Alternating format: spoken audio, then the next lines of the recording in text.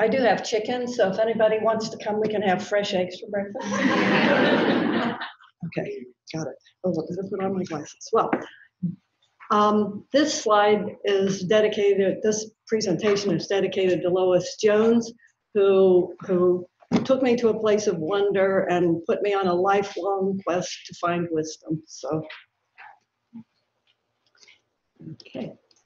The title of my talk is Once Upon a Time in a Faraway Land. That sounds like the beginning of a fairy tale, and for me it very much was.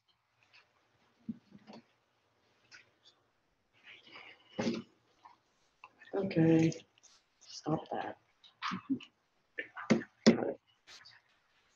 You've seen this picture before, so you know who all these people are, but I'll go through it again. From left to right is Kay, myself, Lois, and Eileen. Eileen and I are the only two surviving members of this team. And I noticed when I put the slide together that we look very young, very, very young. Wish I looked that young now.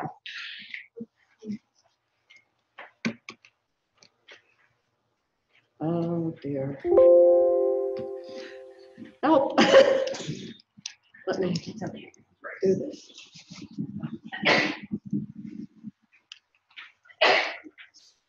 Sorry, as soon as you leave.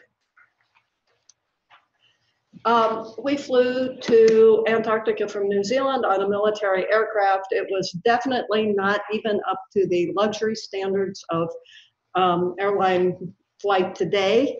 There was we weren't there early enough to try out that very wonderful restroom facility that a previous speaker mentioned.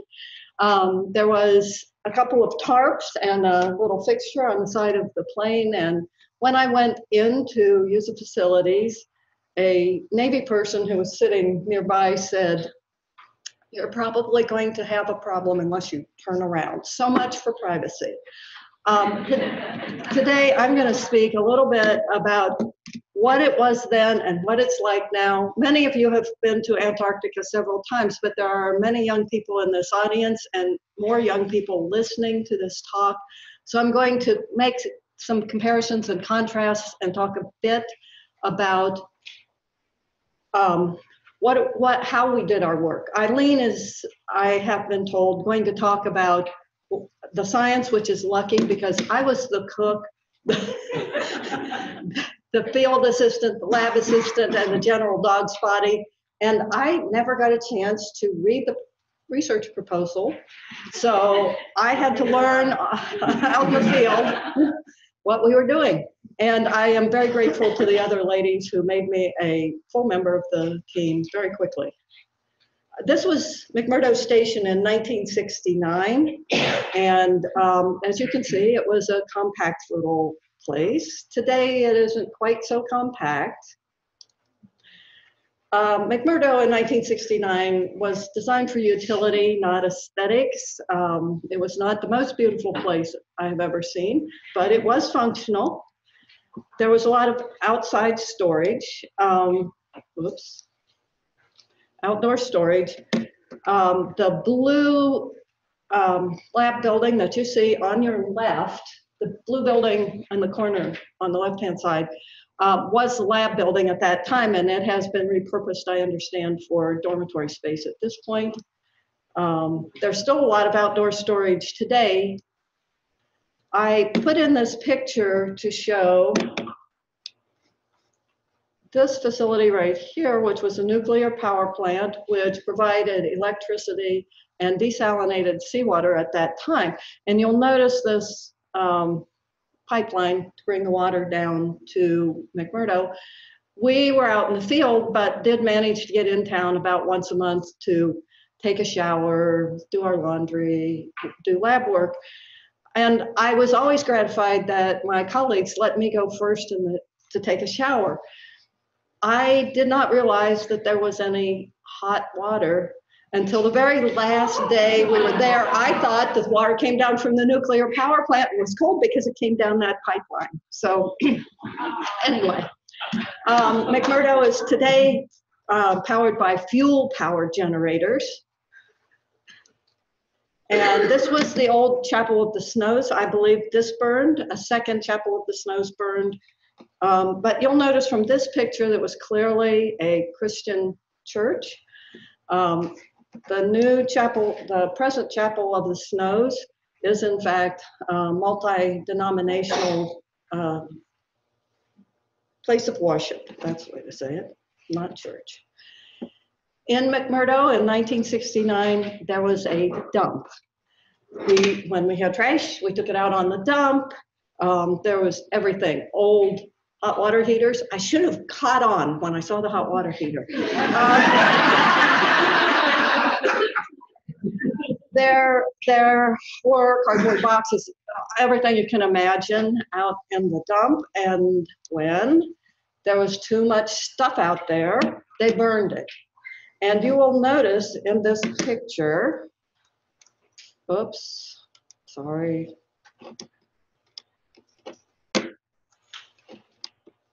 You'll notice from this picture that the icebreakers are coming in to break the ice. When the ice broke and the embayment was cleared, the ice on which all the dump garbage stuff was situated floated out to the ocean and disappeared, so it wasn't anybody's problem any longer.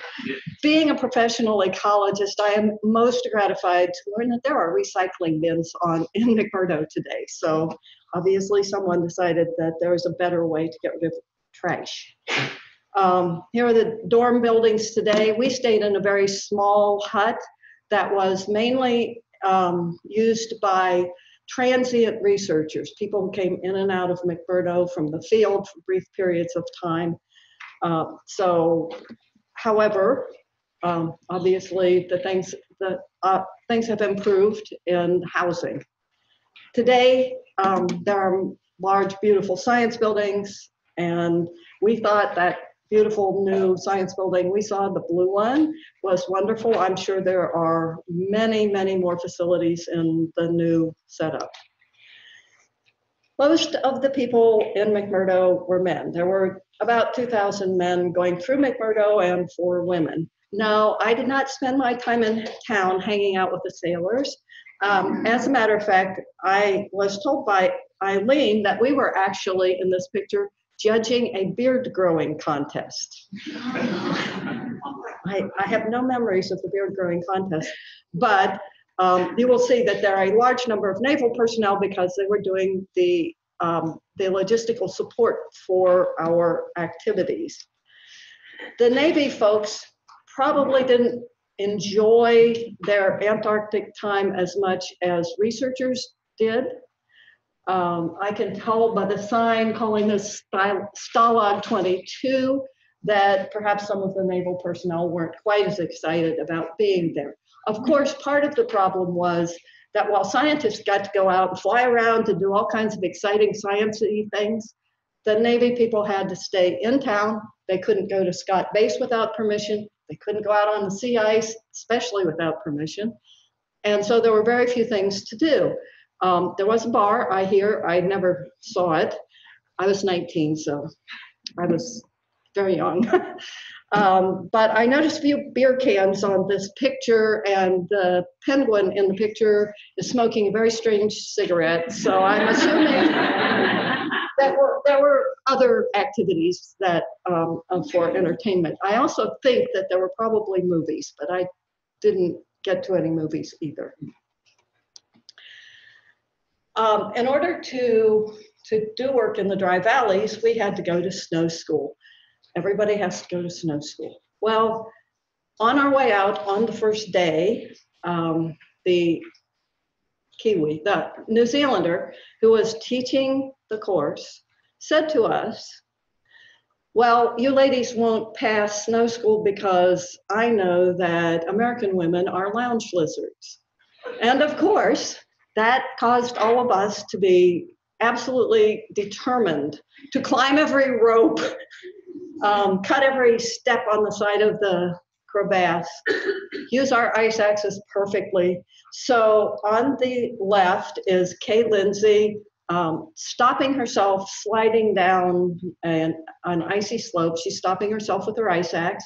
On the right is Eileen, doing a very nice glissade, good work.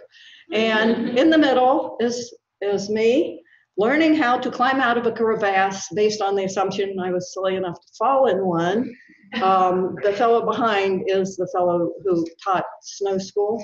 And by the end of the day, I was so tired that I laid down on the floor of the Nodwell, which was a tracked vehicle, as we went back to McMurdo, and the tracked vehicle was moving along over ice and ridges and so forth, and my head was apparently, I'm told, bouncing up and down, but I was so tired, I was sound asleep. So we did pass snow school, so we were allowed to go out into the field. Sorry about that.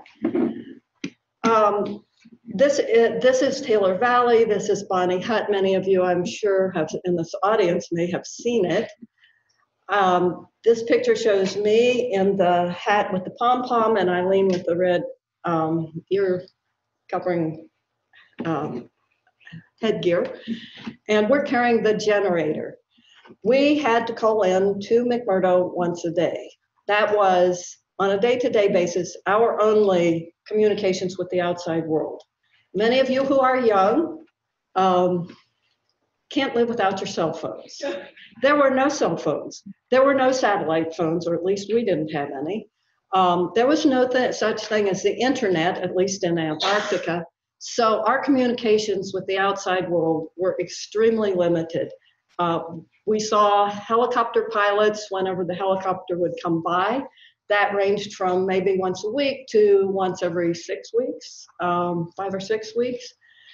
And so I think probably the sense of being there, focusing on the research, focusing on the experience is something that today is a harder thing to really appreciate because we were alone. If there was an emergency, probably someone would have made it out from McMurdo in an hour or two, but we definitely had the feeling we were on our own. Someone has mentioned calling friends and family. In order to do that, we had to go to McMurdo and sign up for a phone call, and getting signed up for a phone call using ham operators was not a simple thing. I got one phone call while I was in Antarctica. I did, however, send some letters, which I would hand to the helicopter pilots. They had these suits with zippers on them, and they would stick our letters in their little pouches, and probably they remembered to mail them that week or the next week or the next month. I did receive 2 or 3 letters after I got home that I had written earlier, but they tried hard, and we really valued their efforts to help us keep in communication with our friends and family. Occasionally, helicopters took us to sampling sites. Early on, we went out to do some sampling by a helicopter, and we got our samples, put them in the helicopter, took off, and started flying, and there was a sound like a rifle shot, but considerably louder, and a bolt flew out of the tail of the helicopter, detaching the tail rotor. So we were basically falling out of the sky, and previously there had been a helicopter accident in which about half the people on the helicopter passed away. They flew into the side of a mountain. So as we were falling out of the sky, the thoughts across my mind probably, well, you can imagine. I looked around and wondered which of us would be there to get out of the helicopter when it finally hit. Fortunately, no one was injured. But we took our emergency gear out, realizing that there were only 3 helicopters in McMurdo, and 2 of them were now disabled. We were very much uncertain, since no one was injured, if they would send a helicopter out after us then or whenever. So we set up camp, and I started looking for some ice to chop up and melt and cook dinner, and the helicopter arrived and dropped us off. And then we didn't see another helicopter for over a month, almost a month and a half, because they had to send to Vietnam and pull a helicopter out from service in the Vietnam War to help provide safe travel in Antarctica. Someone mentioned earlier that we visited the South Pole on November the 12th. This is, on the left is Jack Raniere, who was the public information officer for the National Science Foundation, and Kay Lindsay on the right, standing by the ceremonial South Pole. And for those of you who have been to the South Pole more recently, you will notice that it is now about 3 feet tall. So apparently the South Pole has either shrunk since we were there, or people are getting much taller, or it's melting down into the surface.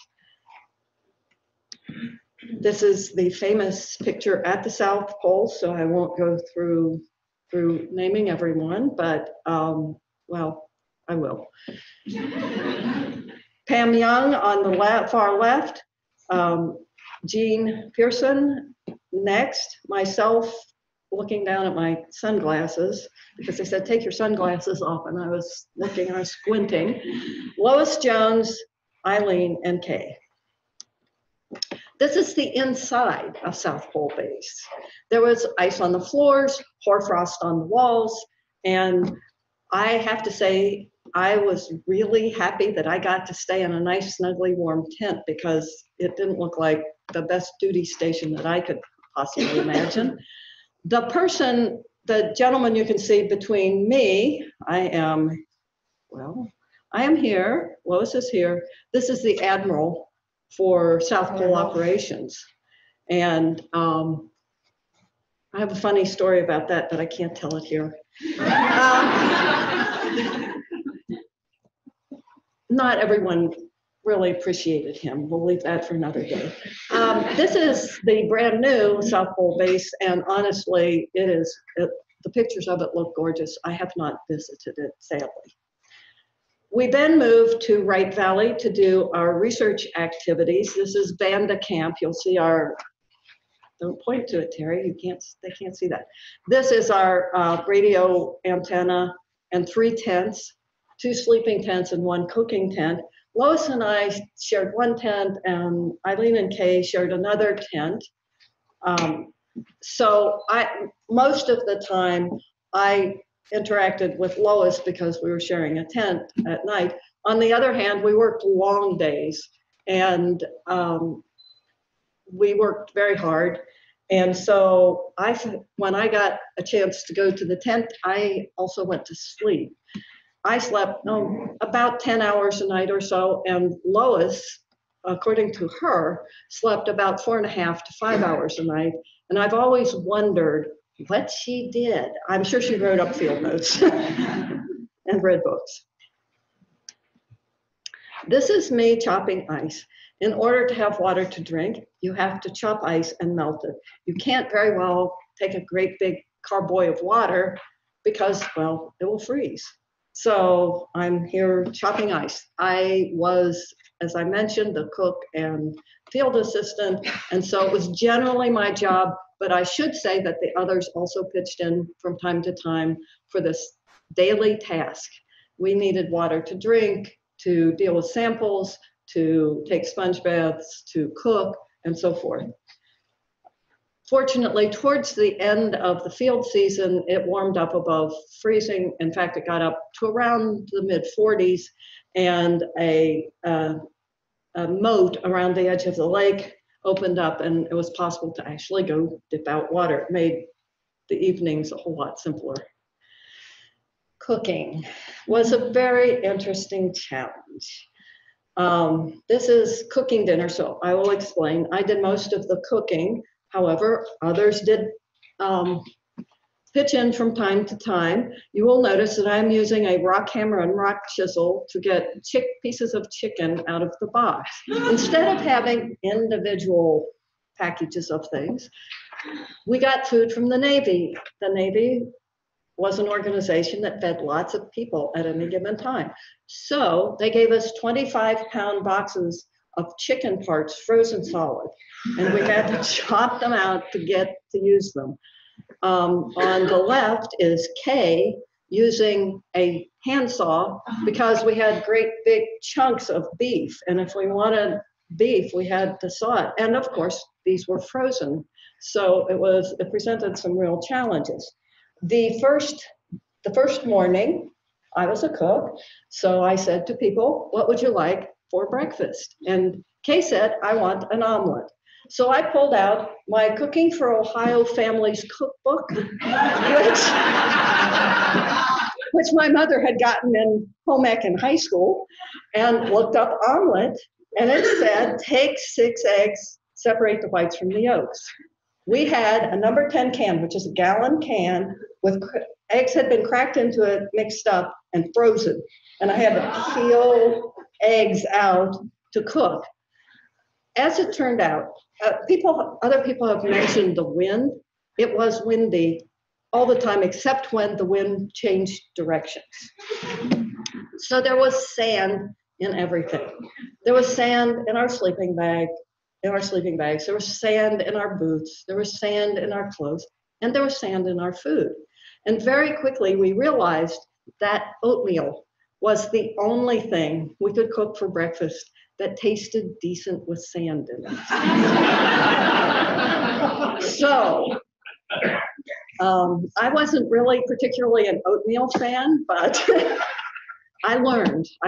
I still do eat oatmeal occasionally.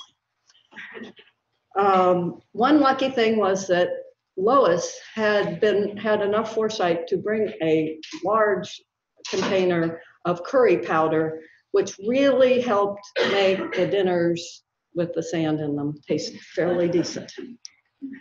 Lunches were C-Rations, not K-Rations, not MREs.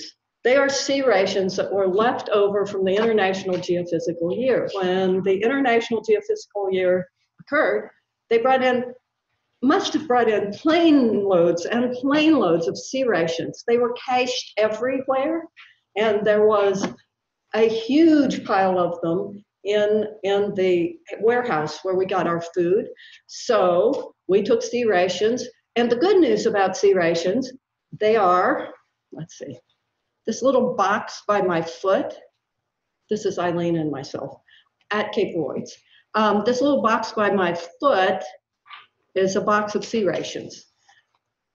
We opened the big box of C-Rations, there were about 12 in a box, from the bottom and grabbed a box because some of them were better than others, and we didn't want anybody always grabbing the really good ones. So we got whatever we pulled out of the box.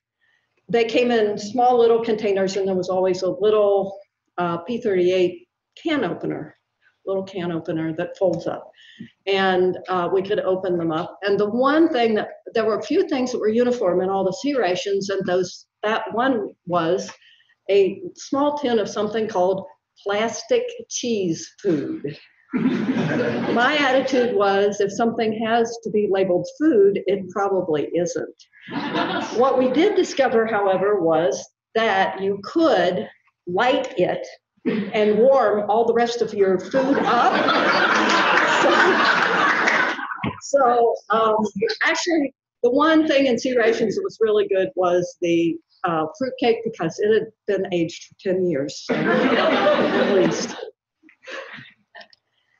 We hiked around to collect samples. As you can see, I know most of you have seen scenery in the Antarctic before, so this is probably not new, but I'm hoping that some of the young people who are watching these slides will get a sense of the huge, awe-inspiring place that the Antarctic is. There is just no way to explain to you the scale of the place. It is amazing. And while I was at Ohio State, I did take geology. I was in the honors program. I took three-quarters honors geology, the whole first year of geology in 1 quarter. And so I did well in the course, but going to Antarctica, I got a whole lot better sense of things like valley floor moraine and so forth.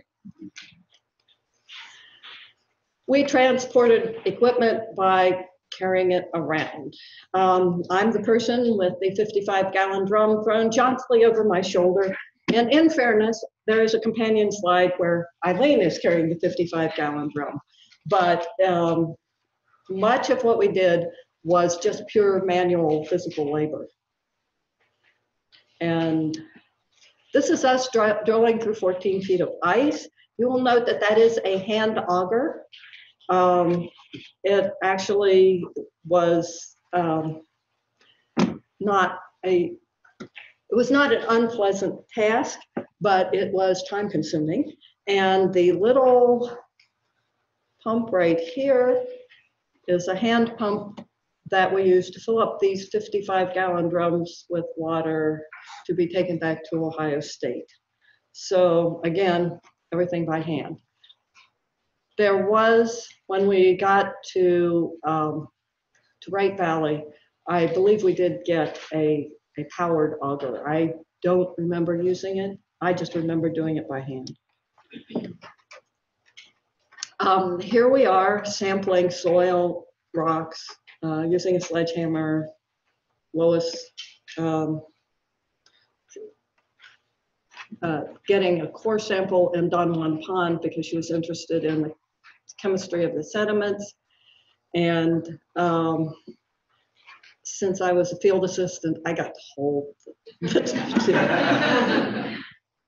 Whereas many things have changed.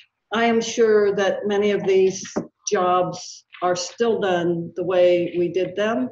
I'm sure geologists still own rock hammers. I'm sure that geologists still own shovels. If you have to dig a soil pit, you have to dig it somehow. So many things have changed, but so many things have remained the same. And I think that's perhaps a question or a comment that I would like to, one of the things I'd like to leave you with is what doesn't change is the Antarctic itself, hopefully, through the future. I talked a little bit about my background in a previous presentation that's online on the Byrd Polar folks website. And so I will only add about my background that I grew up in a blue-collar family, and I expected to work hard all my life. Maybe not physically, perhaps mentally, but I learned then that sometimes if you have the right point of view, hard work can be very much enjoyable. And I found my experiences in Antarctic extremely enjoyable. In fact, this is how I woke up every morning. All I can say is I was so thrilled to be there. I was so thrilled to have that opportunity that every day was an opportunity to learn new things, and I was very excited about it. And I want to thank the Byrd Polar and Climate Center for giving me this opportunity. And I would also like to say, I thank all of you who have done research in Antarctica or will do research in Antarctica. It feels so gratifying to me that I could have played a small part in making it possible for all of you to do your work, because you all made it, well, the Institute for Polar Studies made it possible for me to have this experience and teach me that what I wanted to do most with my life was be a researcher. So thank you very much. And if anybody